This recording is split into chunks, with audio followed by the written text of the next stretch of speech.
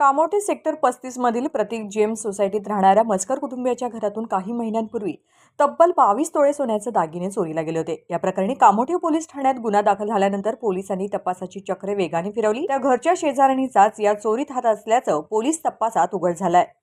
कामोठे पोलिसांनी या चोरी प्रकरणातील प्रतीक जेम्स सोसायटीमध्ये राहणाऱ्या मोनिका दिघे या शेजारी महिलेला चोरीच्या प्रकरणामध्ये अटक काय सांगाल 2 महिन्यापूर्वी घरात जी चोरी झाली होती, आता आरोपी सापडलेली आहे. काय सांगाल त्याबद्दल? आता मी सांगते की हे आरोपी जे सापडला ना त्याने खूप त्रास दिलाय आम्हाला 2 महिने घरात आम्ही कसे काढले आणि मुलांना माझ्या जावई किंवा माझे सुनबाई यांच्यावर त्यांनी आरोप केले। सोसायटीतल्या लोकांनी पण खूप त्रास दिला आम्हाला।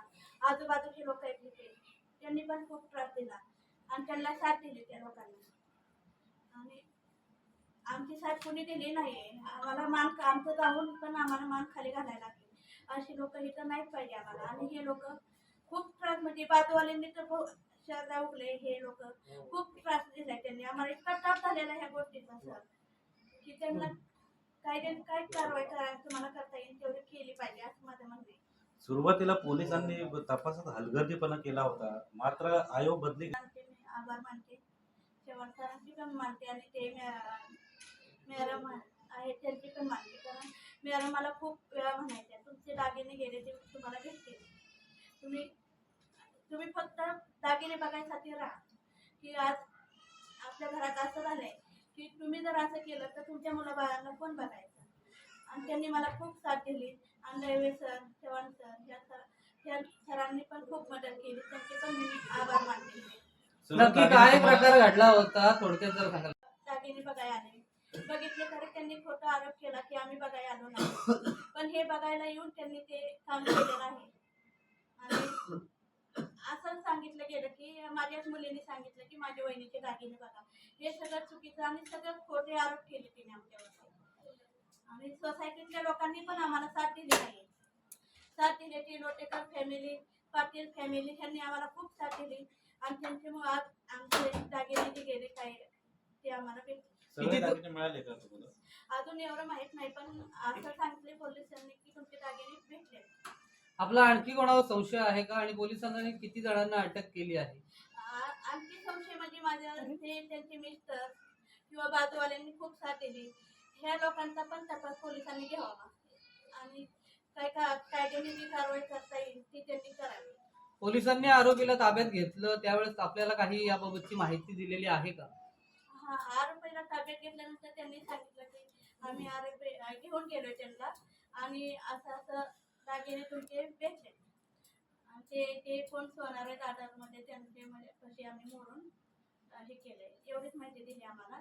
आणि पोलीस स्टेशनला आम्ही गेल्यानंतर समजलं की हा खरंच आपले दागिने गावले आणि खूप आनंद झाला। मुलं बाळा माझे सगळ्यांना आनंद झाला ह्या गोष्टीचा। एक घरोब्याचे दागिने चोरीला गेले होते। 2 महिन्यापूर्वी बरोबर 16 सप्टेंबर रोजी मोनिका दिघे रात्री घरी आल्या होत्या। त्यांनी गोड मम्मी आणि माझ्या वाईफपासून सोन्याचे दागिने बघितले। त्यानंतर त्यांनी ठिकाणी बघितलं आणि त्यानंतर बरोबर 17 तारखेला त्यांनी सोन्याची चोरी केली। आम्हाला हॉटेलमध्ये घेऊन गेले आणि आम्हाला बोलले की माझं आज खूप मोठं काम झालेलं आहे।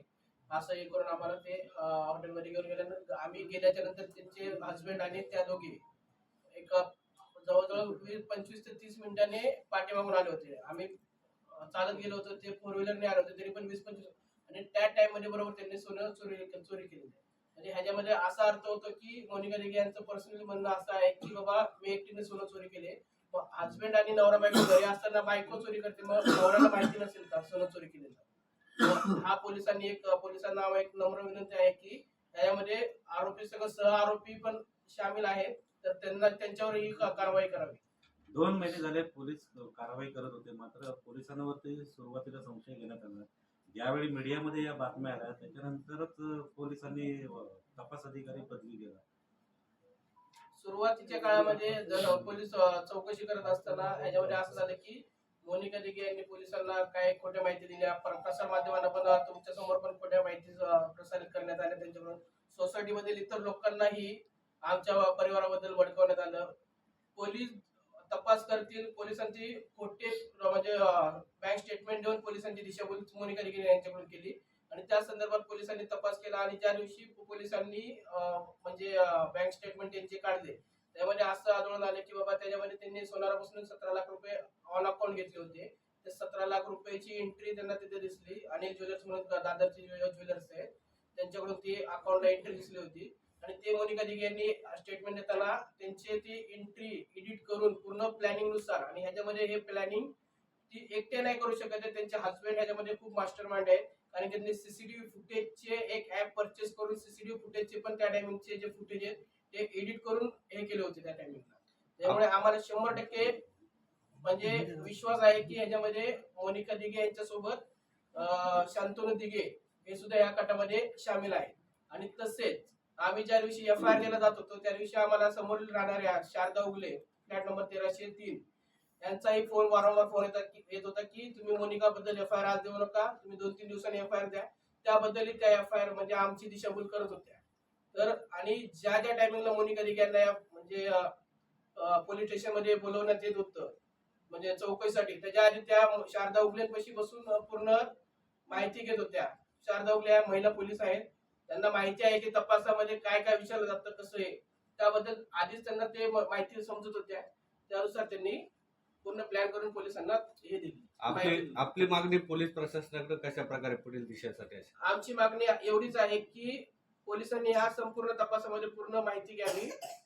असंही आता आरोपी तर पकडलाय, आरोपी संघ सह आरोपी कोण आहेत, आरोपीला मदत कोणी कोणी कशा प्रकारे केली या सर्व गोष्टींची माहिती त्यांनी घ्यावी आणि आरोपी सोबत अजून इतर आरोपी कोण आहेत ते शोधून त्यांनाही योग्य ती शिक्षा द्यावी हीच आमची एक मागणी आहे. आपल्या कुटुंबावर देखील